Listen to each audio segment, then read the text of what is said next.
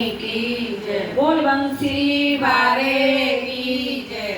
भैया एक राधा रानी की अष्टमी आने वाली है और सभी बहन बड़ी खुशी खुशी होकर राधा रानी के भजन गा रहे हैं और हम भी गा रहे हैं, लेकिन हमें अपने तक पहुंचाएं और हमारी उन बहनों के लिए बहुत धन्यवाद है और उनके सब काम पूरे हों जो हमें अब तक बढ़ावे। हमारी भजन है, लाइक करें और कमेंट करके लिख के भेजें कि बहनों तुम्हारे भजन सही चल रहे हैं और हमें तुम्हारे भजन बहुत पसंद आए हैं। भाई जरूर बतावें, हमारी हाथ जोड़ के बात है सभी बहनों से, राधे राधे। सभी बहनों के लिए राधे राधे।